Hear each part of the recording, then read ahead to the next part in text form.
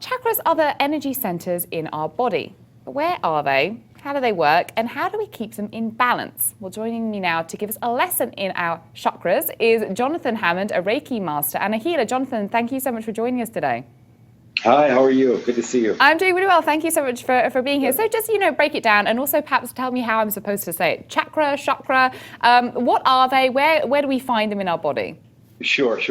You can say either chakra or chakra. I've definitely heard both.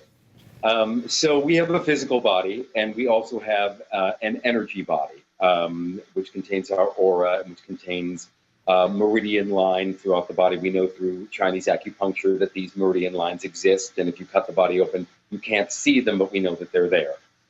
And you're familiar enough with an aura enough to just know that you get a good vibe or a bad vibe from someone, even if they haven't spoken to you. You just get this feeling, and it's because it's contained in their energy. So the chakras are a part of the energy anatomy in the body, and there are 7 of them. Crown of head, called the third eye, at the forehead, in the throat area, in the heart area, at the solar plexus, the soft place between the ribs, at the navel, 2 inches below the navel, and at the perineum. So there are 7 of them, and they're kind of I was just going to say, of the 7, are there, is there one that is more important than others? Is there one that's sort of, much better to focus on than others? No, not at all. In fact, what we want is a full balance. So for instance, the first chakra has to do with your relationship with the earth, your relationship with groundedness, with food, shelter, clothing. That is as important as the kind of transcendent qualities of this area, which has to do with love and compassion, etc. And that is just as important as how we think, how we intuit things, which is this area, as well as our connection to spirit. So the chakras are really about looking at them. They're about balancing the whole being, from the most basic needs to the most transcendent parts of ourselves. And so, Jonathan, yeah. I have a question actually from one of our commenters who's been listening. Sure. This is Tiffany G, who says, question, how can we recognize when a chakra is damaged or out of balance? What techniques can we use to, quote, put a Band-Aid on? Well, it's difficult to tell sometimes, except that something in your life isn't working. And there's just a sense of imbalance. There's a sense of some parts of your life are going well, some parts of your life aren't.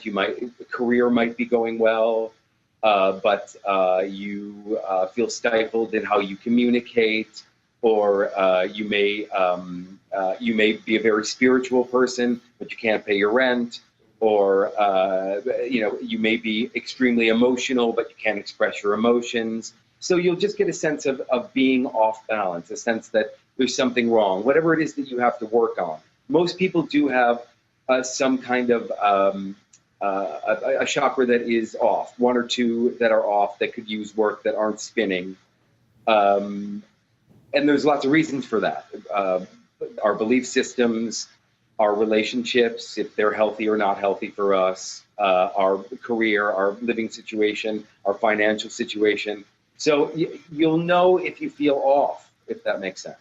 And so, I'm really intrigued, Jonathan, because you're a Reiki master and a healer. When was the first time that you became aware of the chakras within you? And were you off balance? Was that how you kind of came to sort of discover this, continued this journey?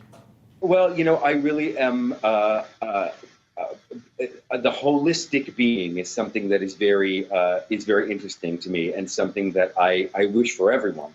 And so I really, by breaking down all of who we are, and it's interesting because the chakras really contain all of who we are, every aspect of ourselves, our sexuality, our